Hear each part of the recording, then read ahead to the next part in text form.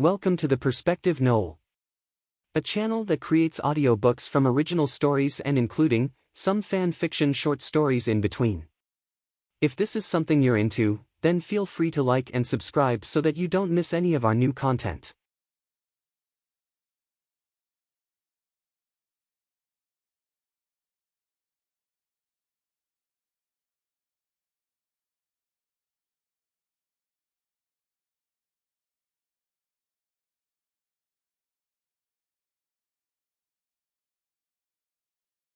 Chapter 25. Love and Death. Shawn was still standing just outside the door in the corridor of the castle. He had with him 5 of the undead children, and at this point, he was feeling very vulnerable. The fact that there were no guards around at all made him wonder why. The Gorferndain elves were on the doorsteps of the Western Kingdom, and making sure that the castle was guarded to some extent should be up on their top priorities. The very thought of being able to see an epic mage duel was very tempting to Shawn. He thought of the Order of the Phoenix from the Harry Potter series and the movie scene where Dumbledore and Voldemort fought in the Ministry of Magic. Shawn hoped that the fight between Jolene and Queen Memphia would look just as good. But he knew if he was in that room with them that he would not have the luxury of just observing the fight. No doubt, he would be in there fighting for his life. Then a loud noise like thunder echoed throughout the castle. Whatever it was, Shawn knew that it was coming from outside, and almost instantly, the thunder was followed by many people screaming in fear. "Stay here, please. I want to go check out whatever made that noise," Shawn said, and just before he headed down the hall someone grabbed his sleeve. "Shawn, you were instructed not to leave us or our post." Demorez was the one who was holding his sleeve and was begging him not to go. "Please don't go out there. Look, it's just for a moment. There's a window there at the end of the hall, and I'm going to see if I can figure out what's going on." Shawn tried to step away from her again, and as before she held him back. "It's not safe, Shawn, I'm scared. Please stay with us." If the little girl had eyes, they would surely be swelling up with tears at that moment. Shawn placed his hand on her shoulder. "I'm going to be just at the end of the hall, I'm not going anywhere that you can't see." There was no point in arguing with the child. He had to be firm, because if something terrible was about to approach the castle and head their way, then he must be prepared for it.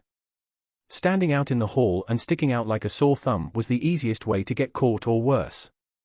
Shawn quickly moved to the window at the far end of the hall and peered out. Down below, people were running in all sorts of directions, and then a bolt of lightning arched in front of the window. This made Shawn fly back, and he felt the heat from it. He got his bearings and looked out the window again, and that's when he noticed something large was sitting around the front of the castle. Shawn could only make out an outside edge of a structure that looked very tall. There were also small jolts of lightning that would flicker and appear to be coming from this structure, but he had no way of knowing what it was. "Shawn, what is it?" Demorez asked from across the room, and Shawn barely heard her at all. The thoughts in his head were so loud that it muffled what she was saying. "I don't know, but I need a better look," replied Shawn, and before waiting to hear any more protest from the children, he turned to open the door at the same end of the hall he was already at, and went through it.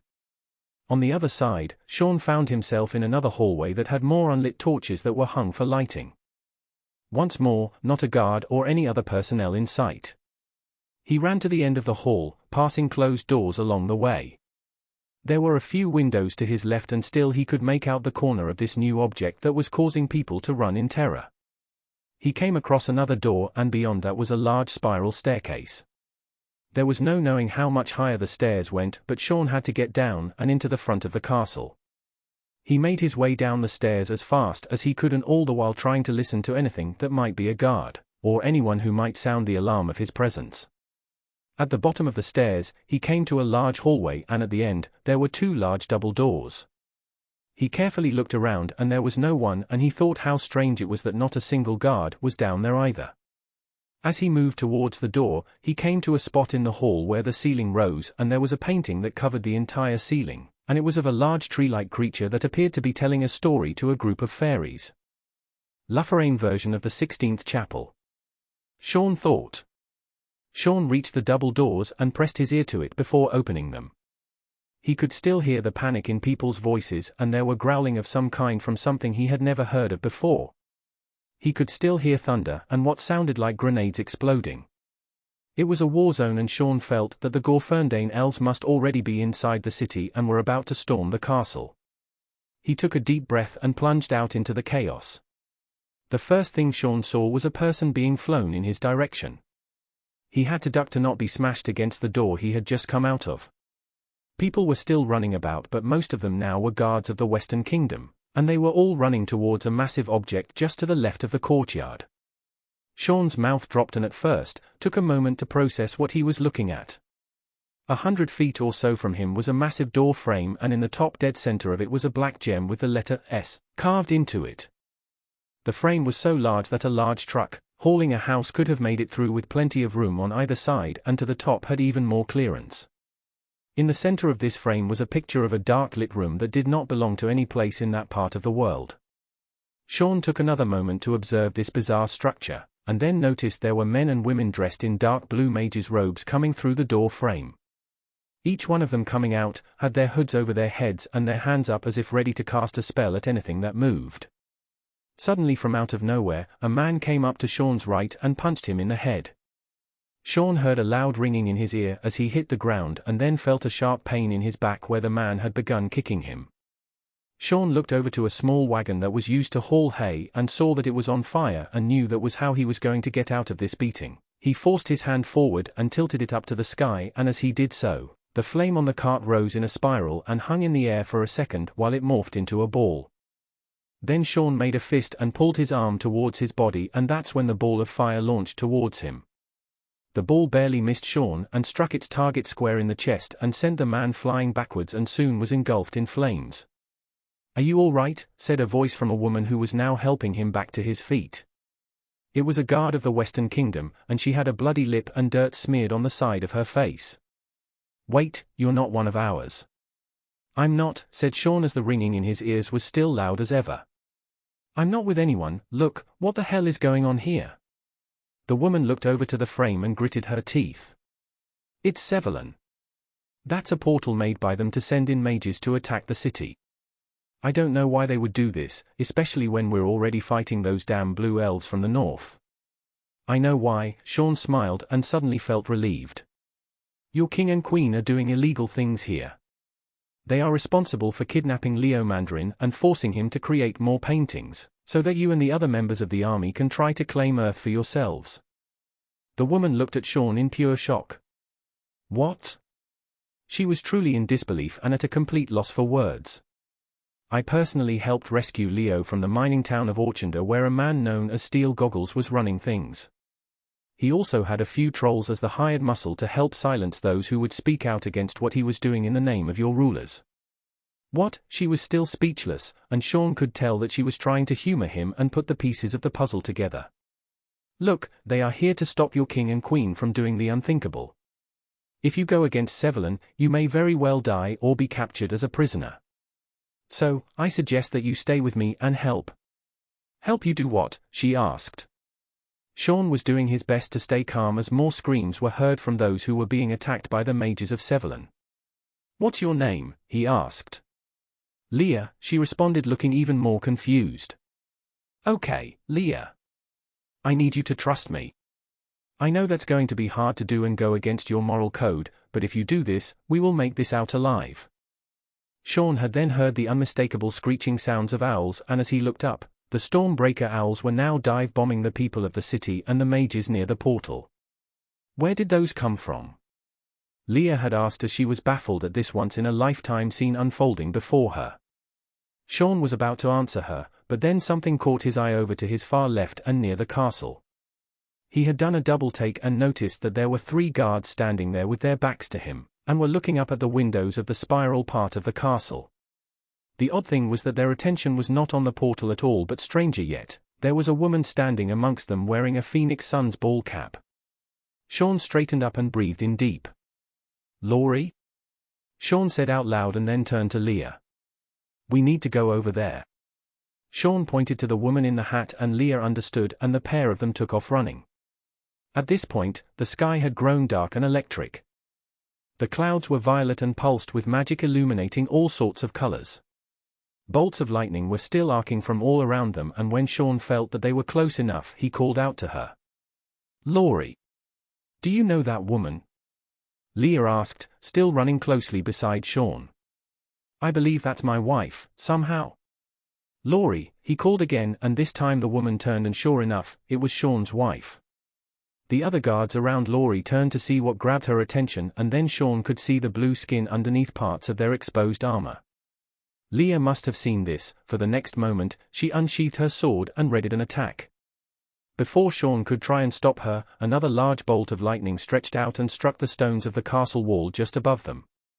It hit so hard that it broke a few pieces of stones loose, and sure enough, one of them struck Shawn in the head. Blood sprayed from Shawn's head and his entire body went limp and came crashing down to the cobbled road beneath him and slid to a halt. Leah stopped mid-stride and made it over to Shawn and looked him over to see if he was okay. Laurie, having realized that it was Shawn running towards her, also began running towards him, and her heart sank when she saw her husband get struck with a brick. She began to cry before she even made it to him. Leah was still checking to see if Shawn was alive and yet could not find any indication that he was. Laurie slid next to Shawn and examined his head, and the tears were now uncontrollable and her world just got turned upside down.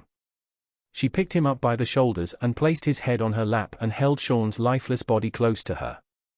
Jode, Ro, and Namaric came running over, and they looked at Shawn's body and they knew that he was no longer alive. Namaric removed his helmet and Jode and Ro took off their face masks. Leah looked up at them and for some reason, there was no more hatred in her eyes. She looked back at Laurie and understood that Shawn and Laurie were working for the Gorferndain elves, and that they weren't here to start a war with the Western Kingdom, but to prevent it. Just then, another loud crack of thunder split the air, and this time everyone's attention was drawn to the portal. A team of 6 mages came out, and each one was holding a thick chain that was tied to something on the other side, still making its way through the portal. When the thing emerged, Namaric gave a sigh and said, of course, they would bring their patronal hounds. What is that? Asked Leah, standing up and gripping her sword tightly as she studied the beast. The creature looked like a black dog, but with yellow eyes and no fur, and along its spine had long quills that swayed in the wind. Its head was narrow, and its teeth could be seen in places throughout its lips as if its teeth grew wildly. Yet the thing that stood out most, besides the long claws and whip-like tail, was the 3 thick distinct green marks on its sides that appeared to glow. A patronal hound is a magic-draining beast that seeks out the magic in order for it to quench its hunger, explained Namaric as he pulled out his crossbow and took aim. So, is that the only thing it eats, magic? Leah asked, and was hoping that was all it ate. We're not that lucky, answered Namaric, and he squeezed the trigger, and the dart flew to the side of the creature. It roared in pain and anger and instantly focused its sights on Namaric. The mages who were holding the chains also took note of the attack, and one by one, the chains vanished, and after the last one faded, that's when the patronal hound charged towards them. Laurie was suddenly calm, and she slid Shawn's body off of her lap and stood up. She then held her hand out in front of her, and soon thin, little scarlet ribbons began swirling outward from her hand. They were transparent, and there were also small metallic flakes that ran through the ribbons like water. Laurie then looked at the mages who had brought the hound through the portal. She thrust her hand forward, and the ribbons shot out towards all 6 of the mages and wrapped tightly around each of their necks. The patronal hound stopped mid-stride and then realized that Laurie had more than enough magic within her to please its appetite. It gave a horrific roar and then tore off straight for her. This time, Jode, Ro, and Namaric fired each of their crossbows, and even though all 3 hit the beast, it just kept coming. Leah rushed forward with her sword and swung wildly, and with one swipe, took the head cleanly off the beast. Damn, said Jode. That was perfectly executed. Leah looked at the beast and then at her sword. It's just another dumb animal. Yet all their attention was on Laurie now, and they had seen that the 6 mages that she had wrapped up in her ribbons had been strangled to death. Laurie's eyes also glowed red, and there was no expression on her face. She held up her hand, and the ribbons all came shooting back to her, and they stopped just a foot away. They morphed into a gel-like substance, and Laurie took it in her hands and began rubbing it on Shawn's head, where his wound was. She then began to speak in a language that no one but Ro understood. She's speaking in the language of the dead, Ro explained. I know this because when I was young, I tried my hand at necromancy. If I was 14 years old or older, they would have taken my tongue out for such practices, but I was still young and foolish. You're saying she's trying to revive him? Jode asked, and no sooner did he ask the question that Shawn took in a deep breath and opened his eyes. Laurie? Shawn asked in a shaky voice. He looked from her to the Gorferndain elves around him and then to Leah and the headless creature that lay less than 20 feet from them. I'm here, my love, Laurie smiled back at him, and her eyes were no longer red, and tears of joy and relief were pouring out. Shawn sat up and hugged her as hard as he could, and he was so relieved that he was reunited with his wife. Everyone else around them was stunned that Laurie had brought Shawn back from the dead. Then a section of the castle on the highest floor was literally blown out and large chunks of stone scattered onto the road below. Yet after the explosion, there was something else that had landed amongst the rubble.